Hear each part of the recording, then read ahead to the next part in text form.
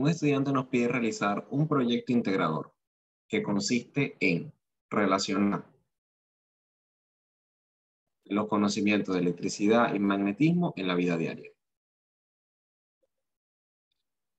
Estas fallas van a estar relacionadas con corriente continua, porque como sabemos ya, todo elemento electrónico trabaja con corriente continua. Por ejemplo, tu celular trabaja con corriente continua, tu laptop trabaja con corriente continua, el control del aire acondicionado trabaja con corriente continua, el teclado trabaja con corriente continua. A pesar de que nosotros conectamos el celular a una red de corriente alterna, el celular tiene un dispositivo que transforma energía alterna y la transforma en corriente continua, regulándola, bajando los niveles de tensión y transformando las ondas alternas en corriente continua, el cargador. El cargador se encarga de pasar la corriente alterna a la corriente continua. Al punto que quiero llegar es que no porque lo conectes a una red de corriente alterna, quiere decir que el aparato trabaje con corriente alterna. Porque muchas veces estos aparatos electrónicos tienen integrado un regulador o bien aparte el regulador que transforma la energía eléctrica de alterna a continua. Por ejemplo, el televisor. El televisor tiene integrado un regulador que se le denomina fuente de poder, pues, donde tiene transformadores, diodos, capacitores que se encargan de reducir la tensión. En este caso, el estudiante nos pide realizar un proyecto donde logremos integrar las leyes de la física y la electricidad dentro de una situación de la vida diaria para solucionar un problema, entre comillas, común. Mi nombre es Luis Salazar y por medio de este interesantísimo video te vamos a enseñar cómo introducir los conceptos de la física dentro de la vida cotidiana.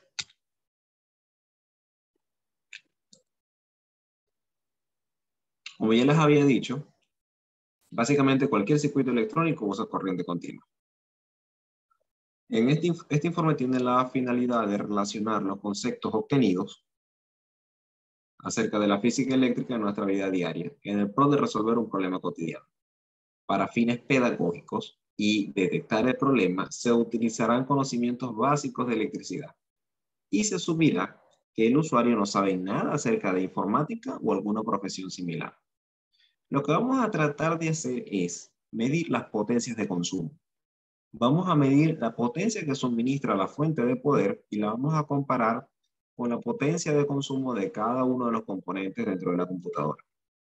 De manera tal de que si detectamos que uno de los componentes consume más potencia de la que debería, tiene un valor de tensión por encima del estipulado o tiene un consumo de corriente por encima del que suministra la fuente de poder, lógicamente vamos a encontrar una saturación. O sea, vamos a encontrar que la computadora consume más energía o más potencia de la que suministra la fuente de poder. Entonces, para eso vamos a utilizar la tabla de valores que nos da el fabricante que podemos conseguir en Internet. Es decir, cuánta potencia suministra nuestra fuente de poder. Y por separado vamos a buscar teóricamente los valores nominales del disco duro, unidad de disco, procesador, ventilador y juego de luces. Cuando digo valores nominales me refiero a los valores picos, ¿no? O sea, los valores máximos que consume cada componente, sin estropearse. Porque si bien un disco duro puede consumir 24 voltios, pero se daña. Entonces, ¿cuál sería el valor nominal según el fabricante que puede consumir ese disco duro? Esos son los valores que vamos a investigar por internet. Después que lo investiguemos, lo pasamos a una tabla. Y después que lo pasemos a una tabla, vamos a hacer una práctica donde vamos a simular que conectamos un voltímetro y un amperímetro.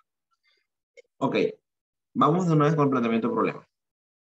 La computadora de la casa de quien sea presenta una falla y para fines pedagógicos se usarán conocimientos básicos de electricidad que son necesarios para descubrir el origen del problema.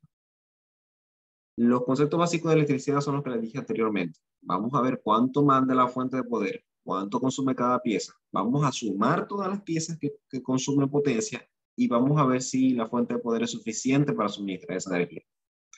Es como, ¿cómo les explico? Tenemos una botella de 2 litros y de esa botella de 2 litros sacas 1 litro para cada persona. Ah, pero si cada persona quiere 6 litros, ¿de dónde vas a sacar agua si la botella es de 2 litros? Algo así sucede con la potencia. Si la fuente de poder suministra 500 vatios, yo no le puedo dar a cada componente 600 vatios porque no los voy a tener, no tengo dónde sacarlos. Entonces, ¿cuáles son las piezas o componentes que vamos a considerar? De esta lista, el equipo tiene las siguientes características. Tenemos un monitor, el G. Este no lo vamos a tomar en cuenta porque nuestra falla es NCP. Pero bueno, lo vamos a anotar. El CPU tiene un monitor, el cual lo vamos a descartar y lo vamos a colocar aparte. Tiene un procesador Intel i7 de 9ª generación. Entonces nos vamos a la tabla del fabricante, la página de Intel, y vemos cuánto voltaje consume ese procesador y cuánta corriente consume. Tiene una memoria RAM genérica de 8 GB de DDR4. Tiene una tarjeta madre Biostat TB360. Tiene en esa tarjeta madre es que encaja la memoria RAM y encaja el procesador i7. Todo eso tiene cierta lógica, ¿no? De todas maneras, no tenemos que profundizar en estos términos de informática porque no es lo que estamos estudiando. Sin embargo, tiene sentido, que es lo importante. 2 discos duros SATA marca Western Digital de 2 TB cada uno. Hay que tomar en cuenta eso, que son 2. Cuando calcules la potencia y la vayas a sumar, tienes que tomar en cuenta que no es una potencia, son 2 potencias porque son 2 discos duros. 2 unidades de lectoras DVD marca G. Es importante la marca porque nos metemos en la página del fabricante y vemos cuánto consume en promedio un lector de DVD. Cuánto es su voltaje nominal, cuánto es su corriente nominal, las multiplicamos y obtenemos la potencia. Un juego de luces LED decorativas, 2 fan cooler para case y el case gamer. El case lo descartamos porque no vamos a estudiar el case.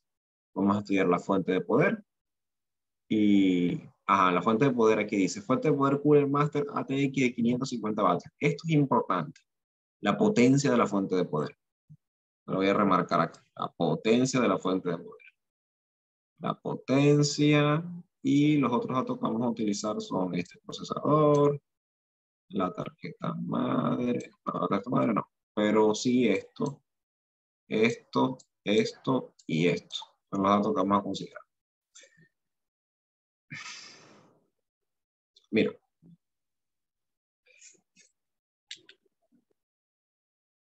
Las piezas por separado. Las piezas por separado, el monitor, el procesador, la memoria RAM, la tarjeta madre, la fuente de poder, el disco duro. Recuerda que de estas unidades de disco son 2, tanto el disco duro como la memoria RAM. El juego de luces. Este juego de luces se conectan a la fuente de poder y alimentan las luces. O sea, todos estos componentes que estoy mencionando van conectados a la fuente de poder.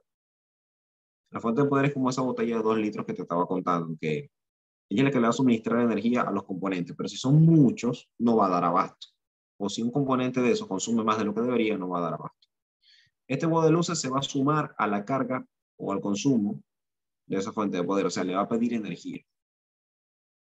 Este juego de luces, cada luz de ella está conectada una al lado de la otra, son unos LEDs, están conectados uno al lado del otro, por ende están en serie. Entonces vamos a hacer un estudio aparte para ese circuito serie.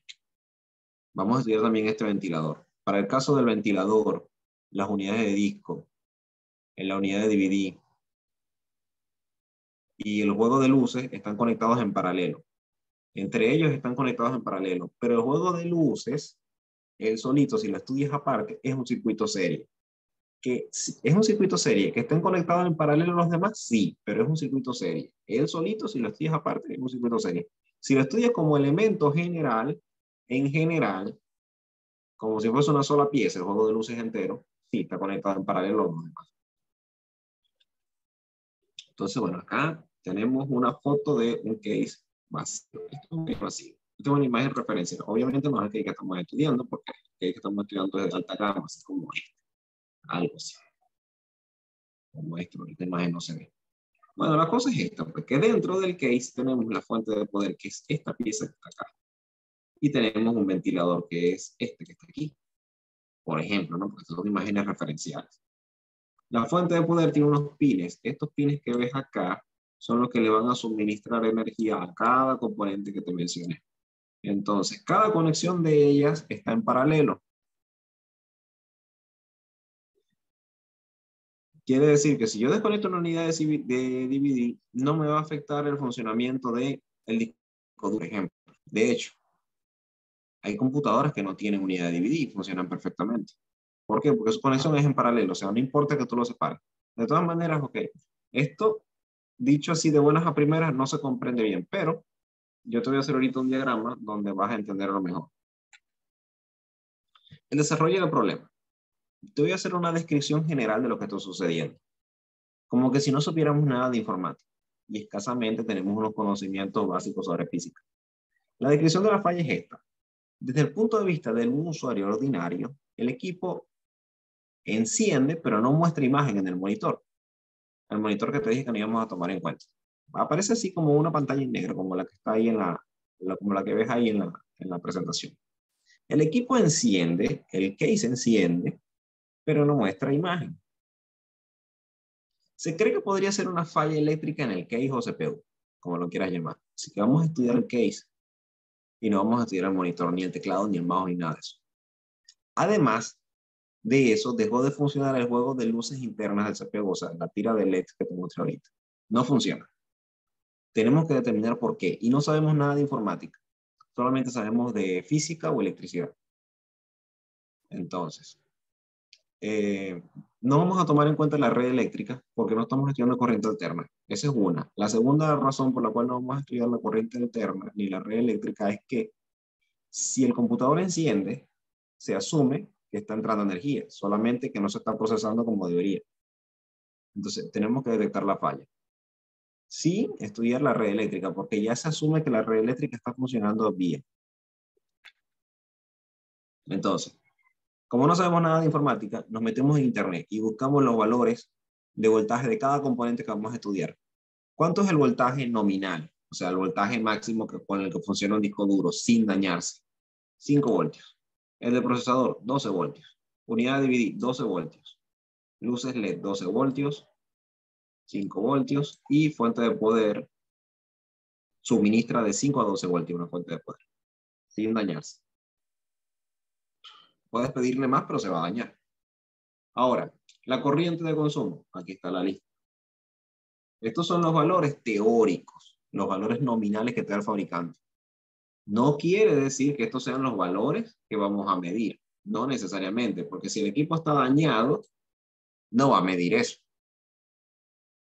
Entonces eso es lo que vamos a determinar. Vamos a la práctica y vamos a medir el voltaje de cada componente. Y si se sale de estos valores que tenemos acá, entonces ese componente está fallando. Y habremos encontrado la falla. De una vez te adelanto que la falla está en la memoria RAM.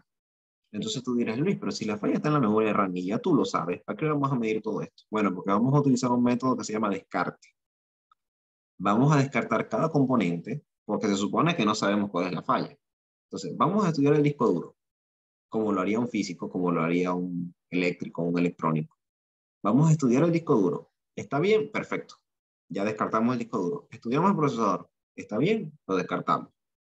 Estudiamos la unidad de DVD. ¿Está bien? La descartamos. Y por medio de ese proceso de descarte, vamos a ir llegando poco a poco a concluir o a deducir por lógica que el componente que nos falta es la memoria RAM. Como no tenemos cómo probarla, la reemplazamos. Y al reemplazarla, corregimos la falla. Entonces, ¿cuál es el método que estamos usando? Descarte. ¿Cuál es el procedimiento que estamos usando? Bueno, estamos utilizando los conceptos de física y de electricidad para poder descartar cuál es el componente que está dañado. En esta lista, ninguno. Pero vamos a confirmarlo. Este es un CPU ordinario. Esto que ves en la imagen. No es el CPU que estamos estudiando, porque como te dije, nuestro CPU es de alta gama. Pero para fines prácticos nos sirve como imagen de referencia. La fuente de poder es esta caja metálica que está acá. Esta caja es la que donde entra el voltaje de 220 voltios y posteriormente es transformado a este corriente alterna. Posteriormente es transformado y sale por aquí corriente continua de 5 a 12 voltios, como te lo mostré en la caja, en la tabla anterior. Entonces, fíjate que cada cable de estos es parecido. Este se parece a este se parece a este se parece... no hay más. Aquello otro. Si tú mides el voltaje con un voltímetro, tú te vas a encontrar con que cada cable de eso manda 12 voltios, el otro 12 voltios y el otro 12 voltios, todo por igual. Así como se muestra en este diagrama. Tenemos la fuente de poder de manera simbólica, ¿no? De manera simbólica, pero de manera real es esta caja metálica. O sea, en la vida real es la caja metálica, pero para no dibujar esa caja metálica, en electricidad usamos símbolos y usamos el símbolo de fuente de voltaje de corriente continua. Entonces aquí tenemos el más, el menos, tenemos un cable que va para acá y un cable que va para acá abajo. Entonces, en paralelo tenemos, esto es un circuito en paralelo. En paralelo tenemos la primera unidad de dividir, que es esta que está aquí arriba. Y en paralelo a ella tenemos el disco duro. No sé si lo ves acá. Entonces tú ves que conectan uno acá y conectan otro acá. No están en serie, están en paralelo. ¿Por qué? Porque cada elemento es independiente. Mira, este elemento está conectado acá independientemente de esto. Si yo retiro la unidad de dividir, si yo retiro, quiero borrar todo lo que dice. No sé cómo se borra. Borrar todas las... Ok, listo. Ajá, si yo elimino esta unidad de dividir, la borro, no va a afectar la segunda unidad de dividir, ni el disco duro, ni el otro disco duro, ni el ventilador, ni las luces LED. O sea, yo elimino esta pieza y las demás ni se enteran. De hecho, en nuestro CPU solamente hay una sola unidad de DVD y un solo disco duro. En esta imagen, ¿no? Pero el que estamos estudiando tiene 2 DVDs y 2 discos duros. Recuerda que esto es una imagen referencial. Bueno, cada componente de ellos está conectado en paralelo a la fuente de poder. A cada componente le llegan 12 voltios. Entonces, esta es la representación eléctrica de cómo están conectados los componentes dentro de nuestro CPU. Entonces, ¿qué vamos a hacer? Si ya sabemos que nos llegan 12 voltios, 5 voltios, lo que vamos a hacer es medir el voltaje que consume cada pieza por separado. Medimos el voltaje y medimos la corriente. Los multiplicamos y obtenemos la potencia. ¿Ok? Con respecto, ya te dije ya que cada pieza por separado están conectadas en paralelo. Pero con respecto a la tira de luces, es un caso aparte. Fíjate que anteriormente te mostré aquí. Los LEDs están conectados en paralelo. Los LEDs como uno solo. O sea, los juegos de luces LED. Como una sola pieza, la tira completa, está conectada en paralelo. Pero si analizamos los LEDs aparte, cada uno de esos LEDs están conectados en serie. No sé si me entiendes. Es como América Latina. América Latina, bueno, América completa. América completa es un continente. Bien. Pero ese continente está compuesto por varios países. Entonces, no necesariamente, o sea, América es un solo nombre.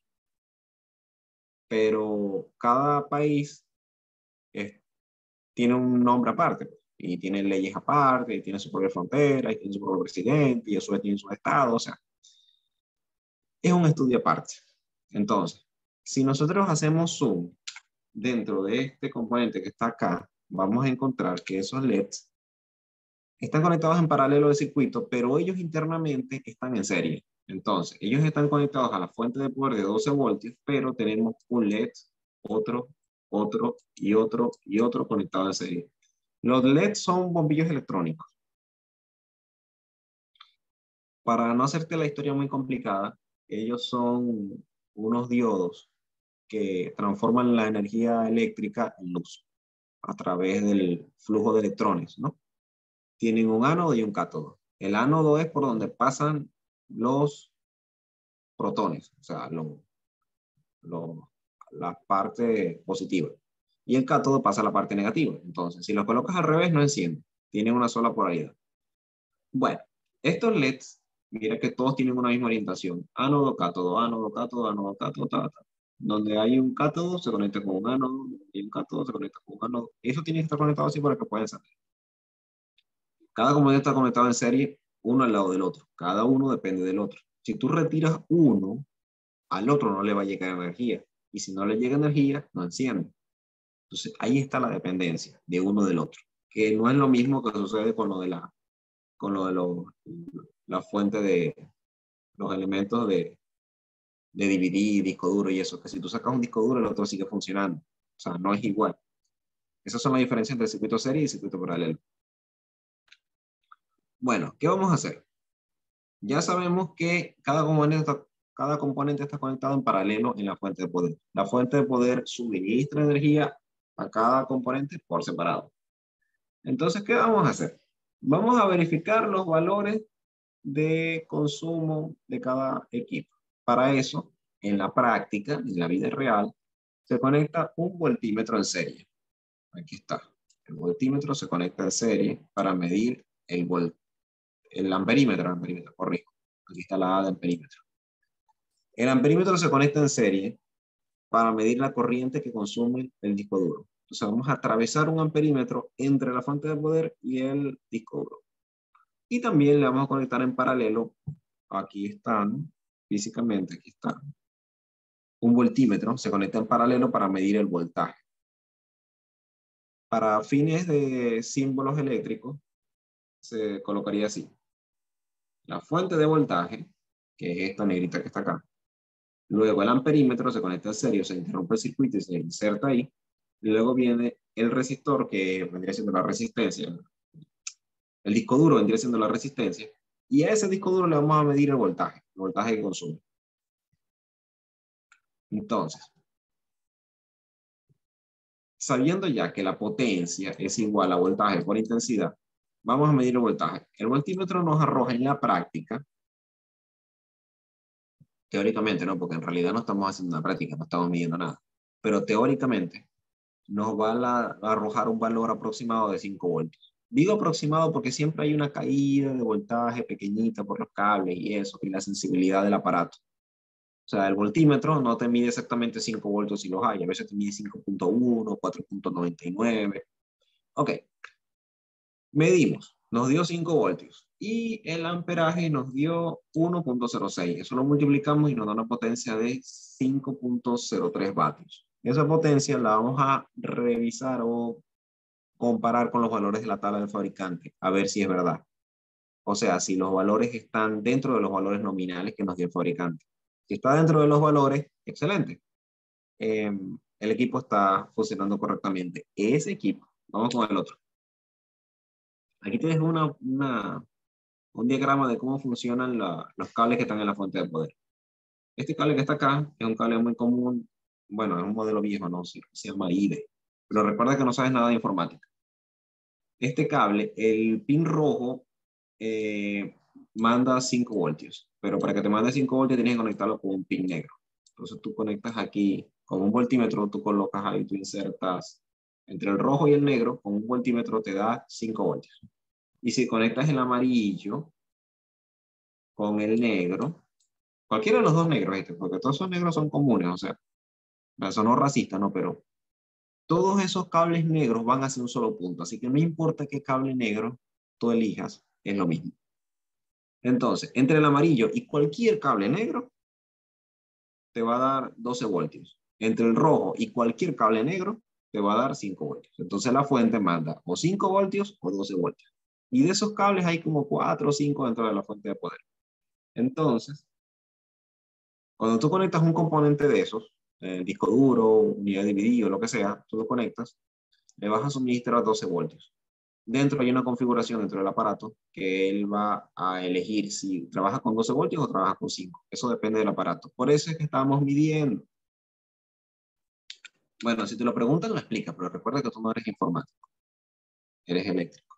Entonces, como tú eres eléctrico, a ti te toca medir eso o ver el diagrama. Ok, vamos con el segundo componente, parecido al primero, pero en vez de medir el disco duro, vamos a medir la unidad de disco. Conectamos un amperímetro en serie, conectamos un voltímetro en paralelo. La representación eléctrica dentro de un plano es así, muy parecida al disco duro. Tú dirás, bueno, ¿y por qué usamos la misma resistencia? Porque cada pieza que estamos estudiando actúa como una resistencia. O sea, se opone al paso de la corriente. ¿Para qué se opone al paso de la corriente? Bueno, el disco duro para usar esa energía y almacenar información. La unidad de disco la utiliza para que los motores giren, hagan girar el CD y puedas leer la información que hay en ese CD. Pero todos al final funcionan como una resistencia. Se oponen al paso de la corriente para utilizar esa energía y utilizarla de otra manera útil. Los LED transforman la energía eléctrica en calor, la unidad de disco utiliza la energía eléctrica y la transforma en movimiento, etc. El procesador utiliza eso para hacer cálculos, etc. Medimos el valor del voltaje como en el disco duro, 12 voltios. La corriente que lanzó el amperímetro es de 1.25, lo multiplicamos y nos vamos a la tabla. Vemos si el voltaje coincide y si la corriente coincide. Si los valores son iguales o similares, quiere decir que la unidad de DVD está funcionando bien. Ahora, tercera prueba. Vamos a calcular el voltaje consumido por los LEDs. ¿Cómo medimos un LED? Bueno, como lo tenemos aquí en el diagrama. Tenemos el voltímetro, conectamos el positivo al negativo, alimentamos con la fuente. La fuente es la cajita que está en la computadora. Esa cajita es la que va a alimentar los LEDs. Y ahí vamos a atravesar el voltímetro en paralelo. Ya te explico cómo. Aquí está el diagrama. Este es el diagrama y esta es la fuente de poder de 12 voltios, dice, o 12 voltios. Estos son los LEDs. Lo que vamos a agarrar es a medir el voltaje de ese LED solito, para ver cuánto consume. Entonces, cuando medimos el voltaje consumido por los LEDs y aplicando ley de Ohm, vemos que en la ley de Ohm dice que esto está malo. Aquí esto debería ser, esto está malo. Aquí debería ser corriente es igual a voltaje sobre resistencia. No entiendo cómo no se dieron cuenta. No están prestando atención.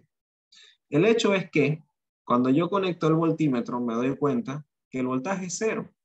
Y si el voltaje es cero,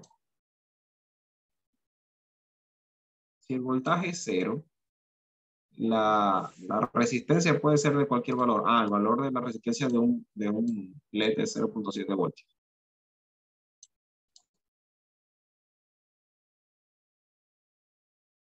0.7 voltios. Yo divido esto y la corriente me da igual a 0. Entonces, ¿cómo es que la corriente me da 0 y cómo es que el voltaje me da 0?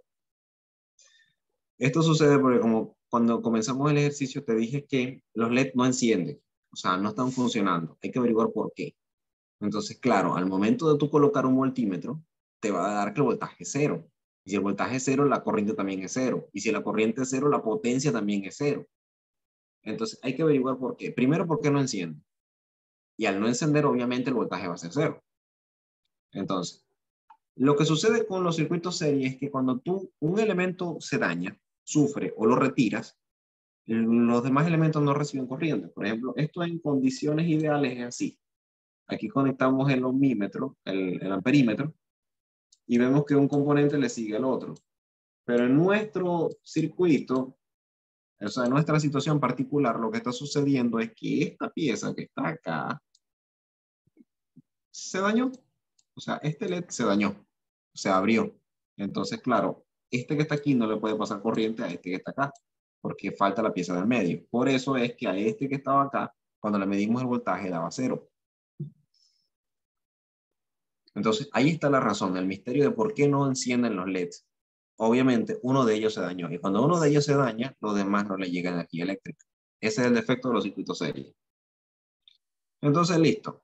Resuelto el misterio de por qué los LED no encienden. Gracias a la medición del voltaje. Cuando mides el voltaje, te das cuenta que el voltaje es 0 y que hay uno de los LEDs que está fallando. Cuarta prueba. Calcular la cantidad de energía consumida por el procesador. Igual que el disco duro, igual que el otro. Calculo la potencia por el amperaje. Obviamente eso se mide, ¿no? O sea, en la vida real tú lo estás midiendo. La potencia te dio 2 vatios. Y hay una fórmula para calcular la energía, que dice potencia es igual a energía sobre tiempo. Despejas, multiplicas la potencia que obtuviste por 60 segundos y te da 120 vatios por segundo. Eso es lo que consume el procesador. Te vas a la tabla del fabricante y ves si esos valores de voltaje y corriente nominales son los que coinciden con tu práctica, pues, con tu ejercicio. Si coinciden, el procesador está bien. Quinta prueba. El fan cooler, el ventilador. Igual, multiplicamos potencia por amperaje y nos da 6 vatios. Verificamos en la tabla a ver si está bien. Entonces, ok, aquí tenemos una tabla de resumen con todos los valores de potencia. Lo comparamos con los valores teóricos y son los mismos. Ahora vamos al meollo del asunto. La potencia que te daba la fuente de poder comparada con la potencia de consumo de cada uno de los componentes. Entonces ya sabemos que la potencia que consumió el disco duro es de 5, el procesador 2, dividí 15 y así sucesivamente. Todos estos valores los sumamos, entonces hacemos la sumatoria de la potencia. 2 veces 5 vatios, pues como te dije, son 2 discos duros. 2 veces 15 vatios, porque son 2 unidades divididas. 2 vatios del procesador, 0 vatios de los LEDs. Los LEDs no consumen porque uno de ellos se dañó, y porque uno de ellos se dañó los demás no prenden, y porque los demás no prenden no hay consumo. Y 2 veces los ventiladores. Recuerda que hay 2 ventiladores. Resolviendo todo eso y sumando me da una potencia total de 54 vatios en uso. Entonces, si tomo la fuente de poder y se la resto a la potencia total, nos dice que todavía nos quedan 495 vatios de potencia. Quiere decir que la fuente está funcionando bien. O sea, si mido la potencia de la fuente y le resto la potencia de consumo de todos los componentes, quiere decir que la fuente tiene energía suficiente para suministrarle a todos esos componentes.